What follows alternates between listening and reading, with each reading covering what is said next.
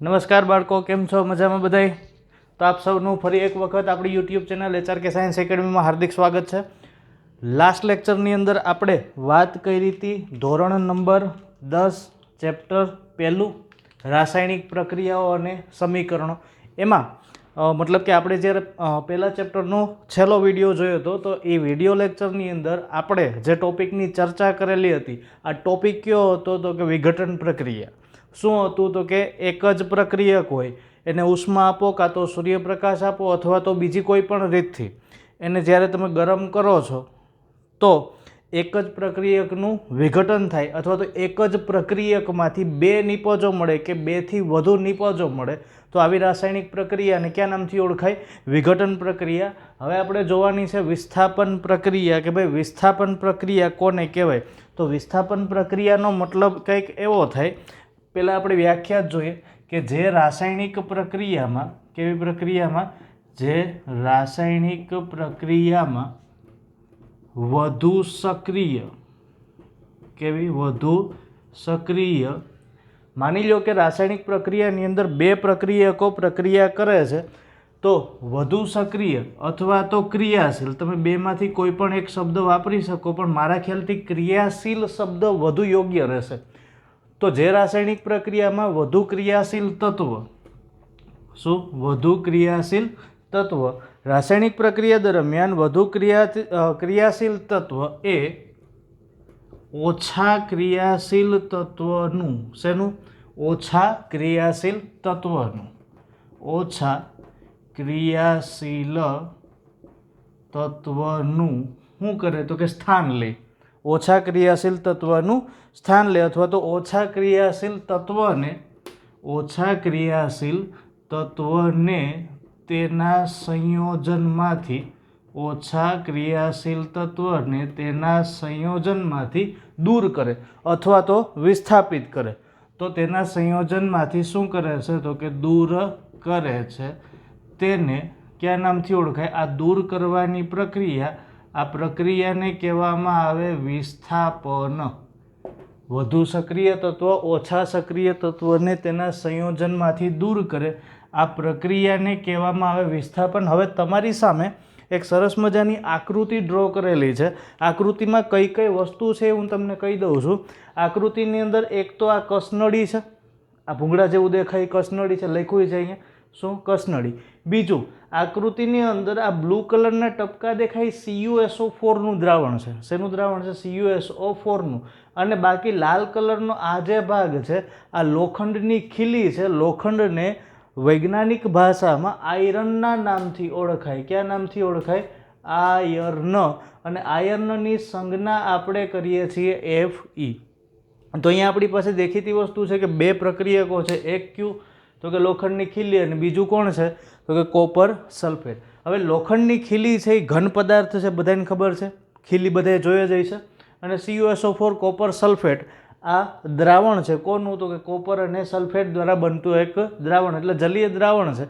તો એની અવસ્થા કઈ થશે? એકવીસ. હવે થોડીક એવી સામાન્ય બુદ્ધિ લગાડો કે આયર્નની ખીલી છે એને આપણે જ્યારે આની અંદર મૂકશું, મતલબ ક્યાં? કોપર સલ્ફેટના દ્રાવણમાં, તો આયર્નની ખીલીને કોપર સલ્ફેટના દ્રાવણમાં મૂકો ત્યારે આપણે એનો રંગ જોવાનો છે.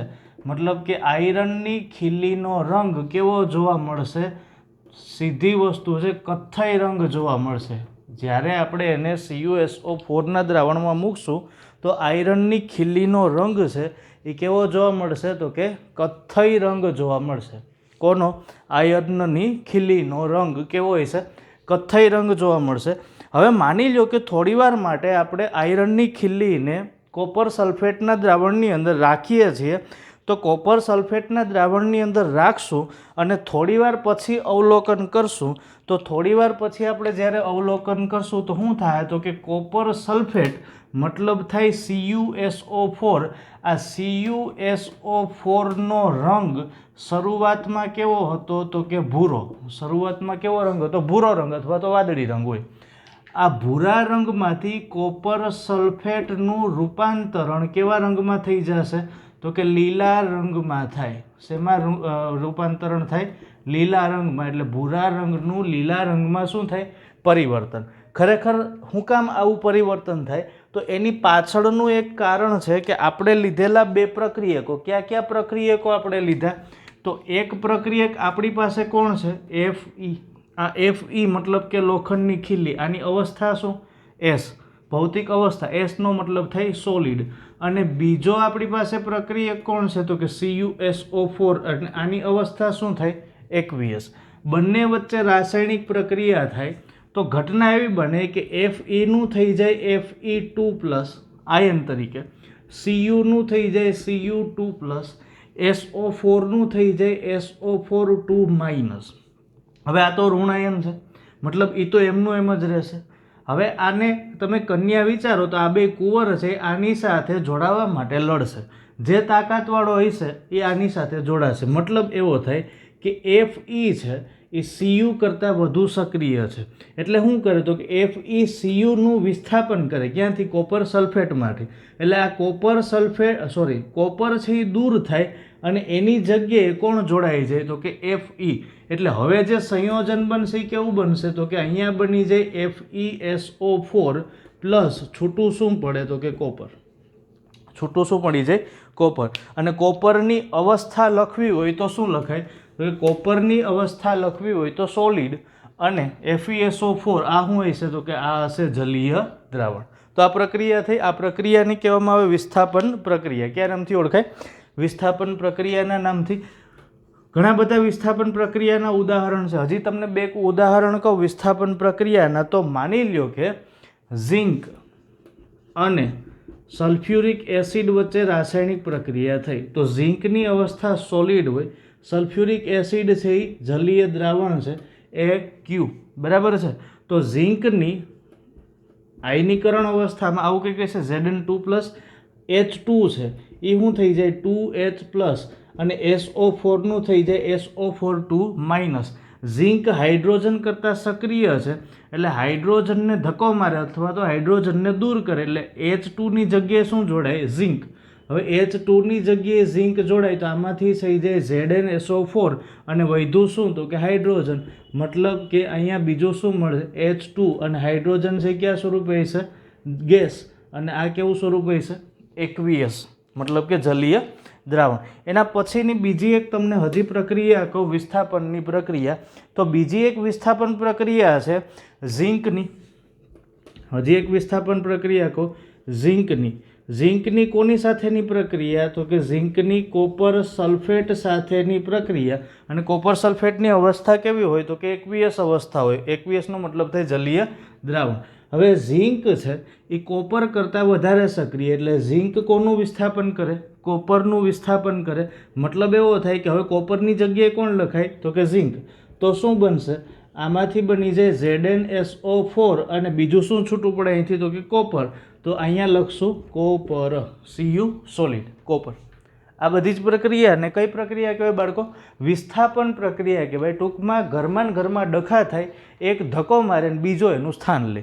આ પ્રક્રિયાને વિસ્થાપન પ્રક્રિયાના નામથી ઓળખાય. કયા નામથી ઓળખાય? વિસ્થાપન પ્રક્રિયા. આ સિવાયની હજી ઘણી બધી પ્રક્રિયા છે. ઉદાહરણ તરીકે તમને હજી એક પ્રક્રિયા કહું તો ઝિંક અને AgNO3. AgNO3 નો મતલબ થાય silver nitrate. Zinc plus AgNO3. તો ઝિંકનું અણુસૂત્ર Zn પ્લસ AgNO3. આનો મતલબ થઈ સિલ્વર નાઇટ્રેટ. ઝિંક અને AgNO3 વચ્ચે પ્રક્રિયા થાય તો ઝિંક સિલ્વરનું વિસ્થાપન કરે એટલે અહીંયા બનશે ZnNO3 પ્લસ Ag. હવે થોડુંક વિચારજો, એક મિનિટ. ઝિંકની સંયોજકતા હોય Zn2+, Agની સંયોજકતા હોય Ag+, NO3ની સંયોજકતા હોય NO3-. આની સંયોજકતા એક જ છે એટલે આખું સમીકરણ બને AgNO3. આની સંયોજકતા 2 છે પણ ઝિંક Agનું વિસ્થાપન કરે. કોની સાથે જોડાય? NO3 સાથે. સંયોજકતા એક જ છે એટલે આને આપણે કેટલાથી ગુણવા પડે? 2 થી. તો જ ઝિંક સાથે જોડાઈ શકે. એટલે અહીંયા શું લખાય? ZnNO3 twice. હવે આને તમે ગુણો 2 થી તો ઓલરેડી Ag પણ ગુણાઈ જ જાય એટલે Agની સંખ્યા થાય 2.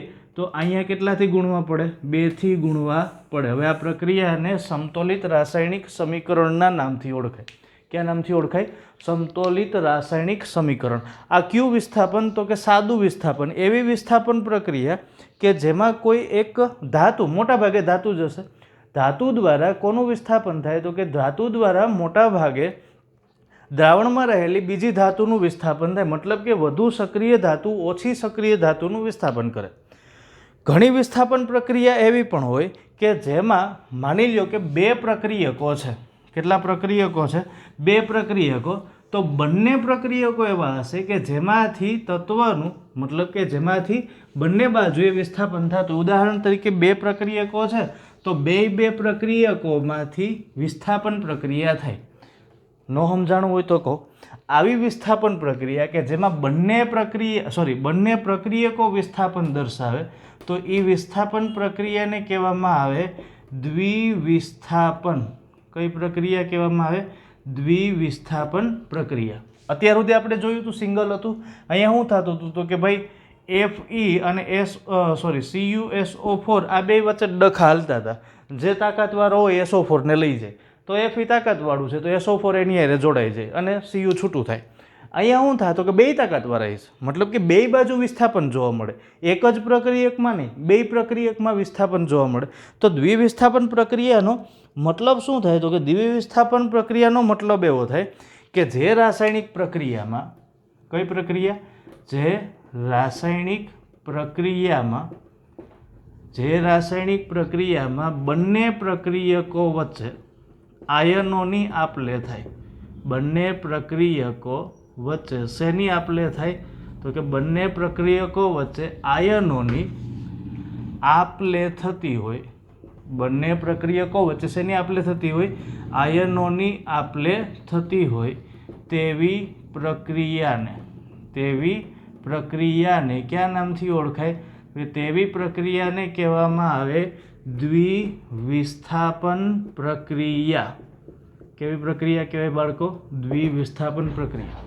એવી પ્રક્રિયા કે જેમાં 2 બાજુ અદલા બદલી થતી હોય. અહીંયા તો એકલા હતા, અદેખા માણસો હતા, એક લઈ જાય એક કોરાડો હોય. અહીંયા એવું કંઈ નહીં, 2 લઈ જાય. એક ઓલો કે હું આ લઈ જાઉં, તો કે હા હું આ લઈ જાઉં. એટલે શું થાય? 2 બાજુ વિસ્થાપન થાય. શું થાય? 2 બાજુ વિસ્થાપન. ઉદાહરણ તરીકે તમને હું 2 નામ આપું. એક નામ કહું બેરિયમ ક્લોરાઇડ. એક નામ છે બેરિયમ ક્લોરાઇડ. કેવું નામ છે? Barium chloride. કેવું દ્રાવણ છે? તો બેરિયમ ક્લોરાઇડનું દ્રાવણ રંગહીન દ્રાવણ હોય. કેવું દ્રાવણ હશે? રંગહીન. આને કોઈ ચોક્કસ રંગ હોતો નથી. અને હજી એક તમને નામ આપું. બેરિયમ ક્લોરાઇડ સિવાયનું બેરિયમ ક્લોરાઇડ સાથે આપણે બીજો જે પ્રક્રિયક લેવાનો છે, આ પ્રક્રિયકનું નામ છે સોડિયમ સલ્ફેટ. પ્રક્રિયકનું નામ કેવું? Sodium sulphate. અને સોડિયમ સલ્ફેટ છે, આ સોડિયમ સલ્ફેટ પણ કેવું દ્રાવણ? તો કે સોડિયમ સલ્ફેટનું દ્રાવણ પણ રંગહીન છે. મતલબ 2 કોરાળ ધાકડ છે. હવે કલર કાંઈ છે નહીં, રંગહીન બંને. હવે આ બેરિયમ ક્લોરાઇડનું અણુસૂત્ર જો લખવું હોય તો આપણે લખી શકીએ BaCl2. કોનું? બેરિયમ ક્લોરાઇડનું. અને સોડિયમ સલ્ફેટનું અણુસૂત્ર લખવું હોય તો એ લખાય Na2SO4. બેરિયમ ક્લોરાઇડનું અણુસૂત્ર થાય BaCl2. સોડિયમ સલ્ફેટનું અણુસૂત્ર થાય Na2SO4.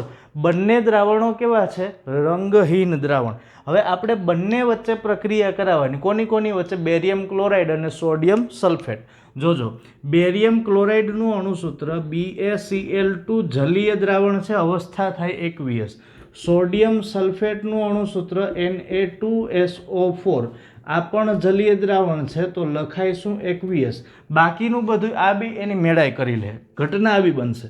Ba બંને દ્રાવણને ભેગા કરશો તો બેરિયમ છે એ આયન સ્વરૂપે Ba2+, આ થઈ જાય 2Cl-. બીજો પ્રક્રિયક કોણ છે? તો કે Na2CO4. Na2CO4. તો અહીંયા શું લખાય? 2Na4 અને SO4 2 અને SO4 2 -. एक बात याद रखवानी कि रासायनिक प्रक्रिया दरमियान बे प्रक्रियको छे अने बे प्रक्रियकनी अंदर एक में क्लोरीन नामनुं ऋण आयन छे, मतलब कि क्लोराइड ऋण आयन छे अने एक बाजुए सोडियम छे। तो आ बेने बहु हारी दोस्ती एटले एक संयोजन तो आ ज बनी जाय। कोण? सोडियम अने क्लोरीननुं। बाकी कोण वध्युं? तो के बाकी जे वध्युं ने आ छे।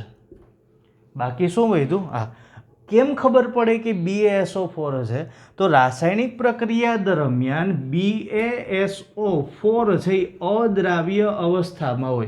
केवी अवस्था में होय? BaSO4 अद्राव्य अवस्था में। अने केवी अवस्था? तो के घन अवस्था। अद्राव्य होय मोटा भागे घन ज हशे।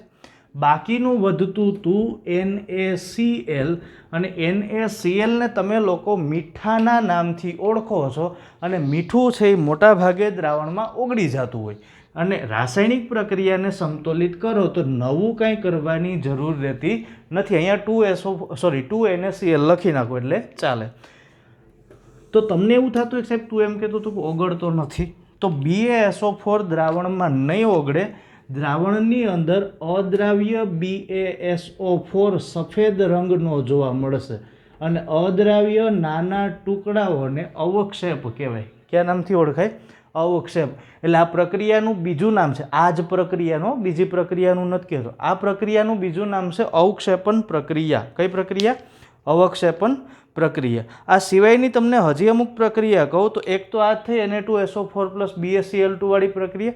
આ સિવાયની હજી એક દ્વિવિસ્થાપન પ્રક્રિયા છે। પ્રક્રિયાનું નામ કંઈક એવું છે KBr। KBrનો મતલબ થાય પોટેશિયમ બ્રોમાઇડ અવસ્થા एक्वियस। KBr ની પ્રક્રિયા છે કોની સાથે? તો કે KBr ની પ્રક્રિયા છે બેરિયમ આયોડાઇડ સાથે। KBr ની પ્રક્રિયા કોની સાથે? Barium iodide. બેરિયમનું અણુસૂત્ર થાય Ba, આયોડાઇડ તો I2, બરાબર। તો આ બે પ્રક્રિયાકો છે પોટેશિયમ બ્રોમાઇડ અને બેરિયમ આયોડાઇડ। કોણ કોણ?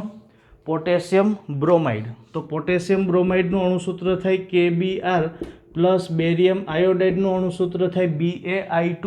પોટેશિયમ બ્રોમાઇડ અને બેરિયમ આયોડાઇડ બંનેની અવસ્થા કઈ? તો કે બંનેની અવસ્થા હોય જલીય અવસ્થા। અહીંયા રાસાયણિક પ્રક્રિયા થાય તો K+ અને Br-। અહીંયા રાસાયણિક પ્રક્રિયામાં Ba2+ અને 2I-। કોણ કોણ જોડાય? તો કે પોટેશિયમ છે એ બેરિયમ કરતાં વધુ સક્રિય છે એટલે પોટેશિયમ બેરિયમનું વિસ્થાપન કરે તો બેરિયમ ઓટોમેટિકલી કોની હારે જોડાઈ જાય? બ્રોમિન હારે। એટલે રાસાયણિક પ્રક્રિયા દરમિયાન આપણને નિપજ શું મળે?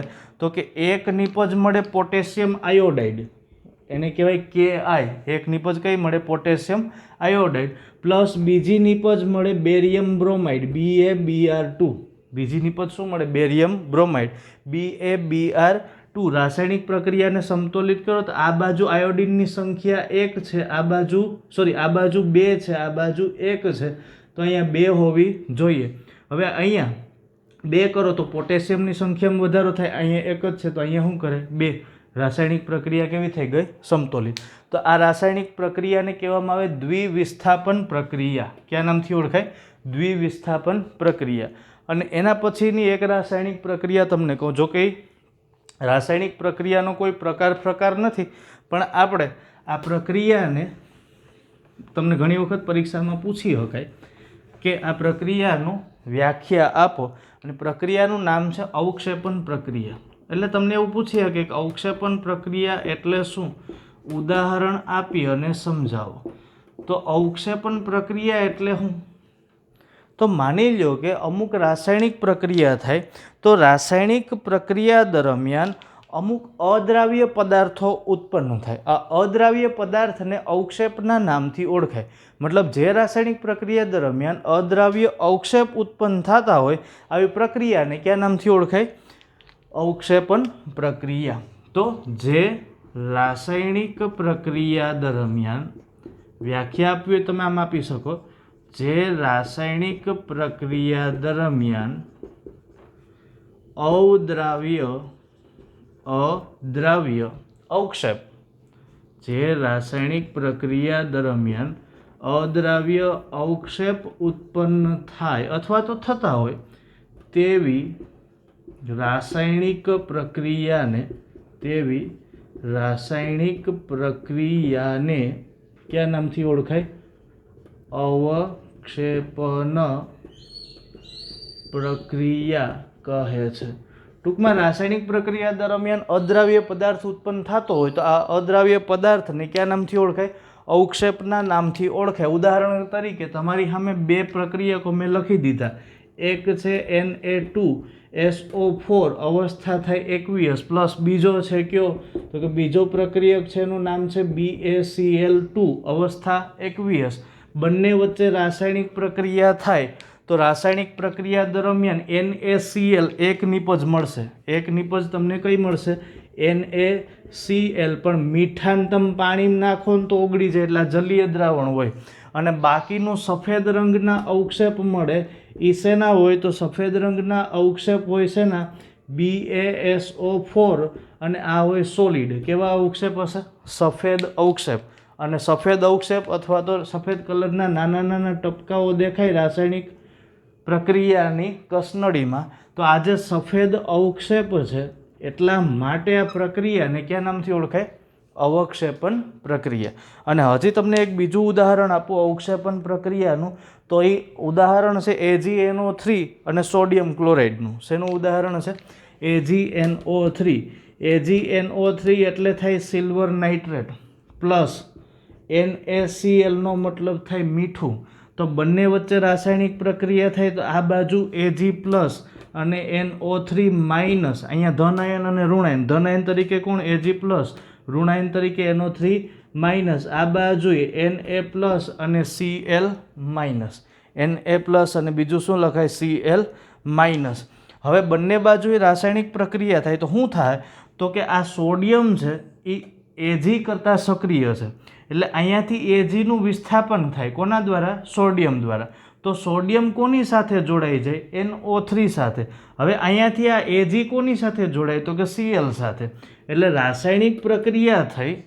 કોની રાસાયણિક પ્રક્રિયા? AgNO3 અને સોડિયમ ક્લોરાઇડ. તો રાસાયણિક પ્રક્રિયા થઈ અને શું મળી જાય? તો કે એક મળે શું? તો કે NaNO3 નાનો 3. શું મળે? નાનો 3. કોઈને કહેતા નહીં આવું. એક મળે NaNO3 અને બીજું શું મળે? તો કે બીજું તમને મળશે આ AgCl. AgCl ને કહેવામાં આવે સિલ્વર ક્લોરાઇડ. AgCl નો મતલબ શું થાય? Silver chloride. અને અવક્ષેપ જે મળશે આ અવક્ષેપ હશે AgClના. શેના અવક્ષેપ મળશે? AgCl. અવક્ષેપ સ્વરૂપે જોવા મળશે. કયા સ્વરૂપે જોવા મળશે? અવક્ષેપ. હાલો ભાન પડે?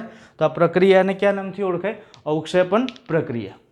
આમ જો બે પ્રકારની પ્રક્રિયાઓ વિશેની જ આજે આપણે ચર્ચા કરી. એક વિસ્થાપન પ્રક્રિયા અને બીજી દ્વિવિસ્થાપન પ્રક્રિયા. એમાં જ આનો સમાવેશ થાય. કઈ પ્રક્રિયાનો? અવક્ષેપન પ્રક્રિયાનો. બાકીની હજી વધુ પ્રક્રિયા હવે એક જ વધી છે ઓક્સિડેશન અને રિડક્શન. તો ઓક્સિડેશન અને રિડક્શન આના પછીના લેક્ચરમાં મતલબ કાલે જ તમને મળી જશે અથવા તો પરમ દિવસે મળશે. પરમ દિવસે એટલે શુક્રવારે. ઓકે, તો આજ પૂરતું માત્ર આટલું રાખશું. Thank you very much. રજા આપશો. જય હિન્દ.